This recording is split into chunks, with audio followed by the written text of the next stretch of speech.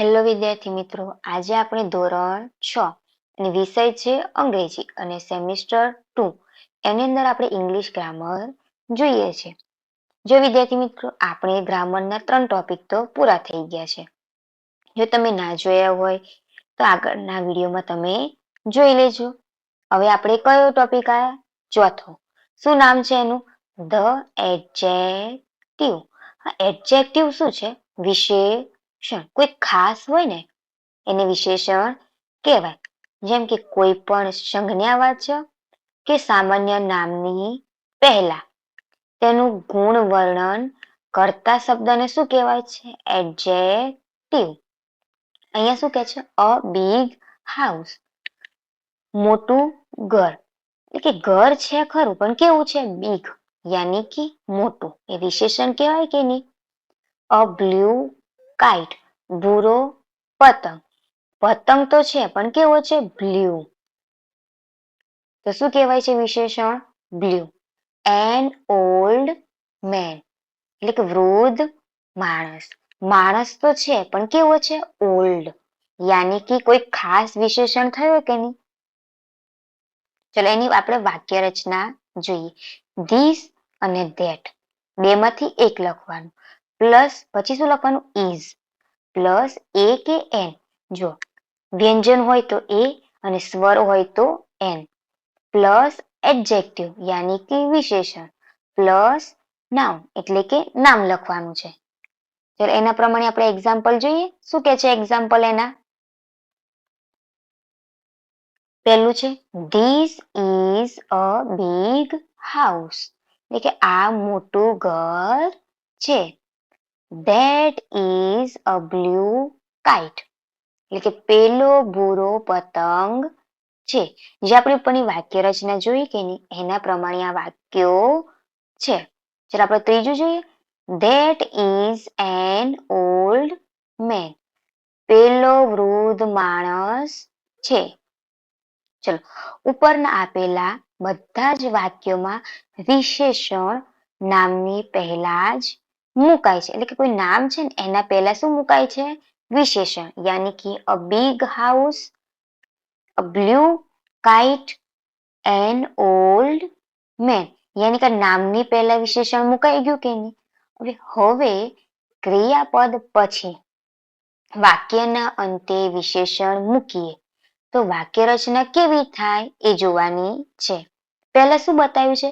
કે નામની પહેલા વિશેષણ. અને હવે શું બતાવે છે? ક્રિયાપદ પછી અને વાક્યના અંતે વિશેષણ મૂકીએ તો કેવું બને એ જોવાનું છે. ચલો એનું એક્ઝામ્પલ આપણે જોઈએ. અહીંયા શું કહે છે? This house is big.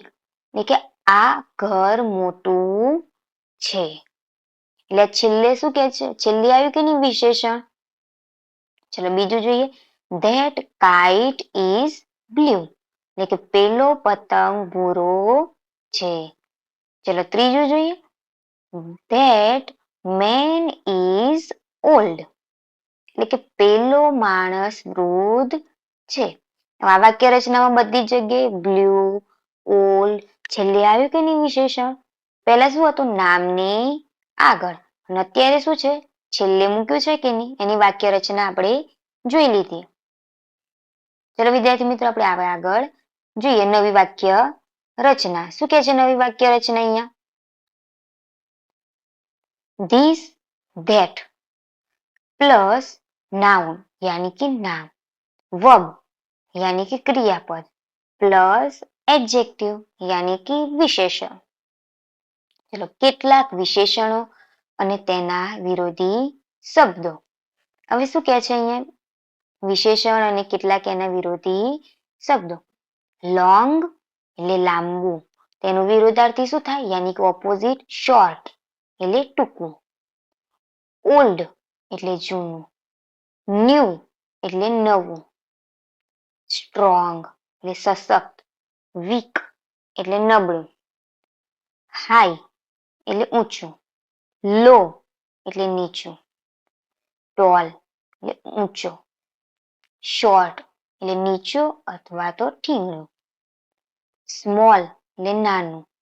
big એટલે મોટું, beautiful એટલે સુંદર, ugly એટલે બેડોળ યા તો કુરૂપું એટલે કદરૂપું કે નહીં એ, fat એટલે જાડું, thin એટલે પાતળો, young એટલે યુવાન, old એટલે વૃદ્ધ, hot એટલે ગરમ, cold એટલે ઠંડુ, happy એટલે ખુશ, sad એટલે ઉદાસ. ચલો આપણે એ જોઈ લીધા કે નહીં વિરુદ્ધાર્થી. હવે એની એક્સરસાઇઝ જોઈએ. અહીંયા શું કે છે એક્સરસાઇઝમાં? Use the adjective given in the bracket to complete the sentence. એટલે કૌંસમાં આપેલા વિશેષણોનો ઉપયોગ કરવાનો છે. અહીંયા એક્ઝામ્પલ આપ્યું છે કે નહીં? શું કે છે? This is a ખાલી જગ્યા boy. તો તમને છોકરો કેવો લાગે? Fat યાની કે જાડો. તો એનું વાક્ય બનાવવાનું This boy is fat. ખાલી શું નીકળી જાય? એ આવે ના. પહેલા ધીસ લખવાનું, પછી લાસ્ટ વાળું આવે કે નહીં એ લખવાનું. This boy is fat. Clear કે નહીં? ચલો આગળ જોઈએ. That is a ખાલી જગ્યા boy. છોકરો કેવો દેખાય તમને? પાતળો યાની કે thin. આપણે એનું વાક્ય બનાવીએ તો That boy is thin. ચાલો બીજું જોઈએ. This is a ખાલી જગ્યા પેન્સિલ. કેવી દેખાય છે તમને આ પેન્સિલ? લાંબી યાની કે long. This pencil is long. ચલો ત્રીજું જોઈએ. That is a ખાલી જગ્યા પેન્સિલ. કેવી દેખાય છે તમને પેન્સિલ? નાની યાની કે શોર્ટ. તો that pencil is short. ચલો ચોથું જોઈએ. This is an ખાલી જગ્યા man. તો કેવો દેખાય છે આ માણસ? વૃદ્ધ યાની કે old. This man is old. ચલો પાંચમું જોઈએ. That is a ખાલી જગ્યા man. તો કેવો માણસ દેખાય છે? સ્ટ્રોંગ યાની કે મજબૂત. That man is strong. ચલો છઠ્ઠું જોઈએ. આ દડો દેખાય છે કે નહીં તમને? પણ કેવો દડો છે? મોટો યાની કે This is a big ball. This ball is big. ચલો એ જ રીતના આપણે જોઈએ કે This is a ખાલી જગ્યા ball. કેવો છે દડો? નાનો યાની કે small. That ball is small. ચલો આઠમું જોઈએ. This is a ખાલી જગ્યા tree. તો કેવું ઝાડ દેખાય છે તમને? ઊંચું યાની કે tall. This tree is tall. ચલો નવમું જોઈએ. That is a ખાલી જગ્યા tree. તો કેવું છે? ટૂંકું યાની કે short. That tree is short. ચલો દસમું જોઈએ. This is ખાલી જગ્યા book. કેવી છે? new યાની કે નવી. દેખાય છે કે નહીં? તો this book is new. That is an ખાલી જગ્યા book. તો તમને કેવી દેખાય છે? ફાટલી જૂની દેખાય છે કે નહીં? old. તો શું આવે? old. That book is old. ચલો જોઈએ 12મું. This is a ખાલી જગ્યા man. તો કેવો દેખાય છે? યુવાન યાની કે young. This man is young. ચલો 13મું જોઈએ. That is an ખાલી જગ્યા man. કેવો દેખાય છે? માણસ વૃદ્ધ. તો old આવે કે નહીં? તો that man is old. ચલો 14મું જોઈએ. This is a ખાલી જગ્યા boy. કેવો છે? ખુશ દેખાય છે કે નહીં? તો happy. This boy is happy. ચલો 15મું જોઈએ. That is a ખાલી જગ્યા boy. તો કેવો છે? ઉદાસ દેખાય છે કે નહીં? યાની કે sad. That boy is said. ચલો વિદ્યાર્થી મિત્રો આટલું પૂરું થઈ ગયું કે નહીં? હવે આપણે બીજો ક્વેશ્ચન જોઈએ. ચલો બીજો ક્વેશ્ચનમાં શું છે? fill in the blanks with the adjective given in the brackets. એટલે કે કૌંસમાં આપેલા વિશેષણો વડે ખાલી જગ્યા પૂરવાની છે. હવે કૌંસમાં છે કે એની વિશેષણો એના વડે ખાલી જગ્યા પૂરવાની છે. તો પહેલી ખાલી જગ્યા છે શું કહે છે? યોર ફ્રેન્ડ ઇઝ ખાલી જગ્યા but my friend is fat. તમારો ફ્રેન્ડ કેવો છે મને ખબર નથી પણ મારો ફ્રેન્ડ કેવો છે? ફેટ. કેવો? ફેટ એટલે કે જાડો. તો ફેટ નું શું થશે? થીન. ફેટ નો ઓપોઝિટ શું થાય? થીન. તો શું આવશે અહીંયા? થીન એટલે પાતળો. બીજું જોઈએ.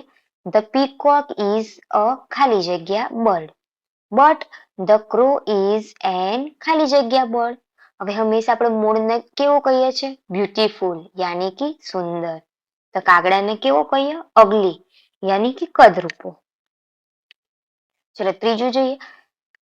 Mister Modi lives in a ખાલી જગ્યા house but his brother has a small house. Mister Modi કેવા ઘરમાં રહે છે? બિગ હાઉસમાં. અને એમના ભાઈ કેમાં રહે છે? સ્મોલ. સ્મોલ યાની કે નાનું. ચલો જોઈએ ચોથું. Mohan is tall but his friend is ખાલી જગ્યા. મોહન કેવો છે? ટોલ યાની કે ઊંચો. તેનો ફ્રેન્ડ કેવો હોય? બતાવ્યો છે શોર્ટ એટલે કે નીચો. પાંચમું. લુક એટ માય ખાલી જગ્યા બાયસિકલ. શું કે છે? મારી સાયકલ જુઓ કેવી છે? ન્યૂ યાની કે નવી. લુક એટ ધેટ ખાલી જગ્યા man. He can not walk. પેલા માણસને જુઓ કે તે ચાલી શકતો નથી. કેવો માણસ છે તો ચાલી ના શકે? ઓલ્ડ. કેવો? ઓલ્ડ યાની કે વૃદ્ધ. ચલો સાતમું. રામ ઇઝ અ ખાલી જગ્યા man but Bharat is weak. Weak કેવો છે? એટલે કે નબળો. ભરત. તો રામ કેવો છે? સ્ટ્રોંગ યાની સશક્ત મજબૂત. ચલો આઠમું. Harishbhai is an old main. Harishbhai છે એ કેવો માણસ છે? વૃદ્ધ. બટ મોહિત ઇઝ અ ખાલી જગ્યા મેન. તો યુવાનનું શું થાય? યંગ. ચલો નવમું. ટી ઇઝ ખાલી જગ્યા. ટી કેવી હોય? ગરમ યાની કે હોટ. ચલો દસમું. ધ ગ્રાસ ઇઝ ખાલી જગ્યા. તો ઘાસ કેવું હોય? નરમ પોચું યાની કે સોફ્ટ. ચલો 11. આઈસ્ક્રીમ ઇઝ ખાલી જગ્યા. આઈસ્ક્રીમ કેવી હોય? ઠંડી યાની કે કોલ્ડ. ચલો 12મું. This book is thin. આ ચોપડી કેવી છે? થીન યાની કે પાતળી. But that book is thick. હવે થીક એટલે શું? જાડું. ચલો આટલા સુધી ક્લિયર કે નહીં? ચલો આવડી જશે કે નહીં?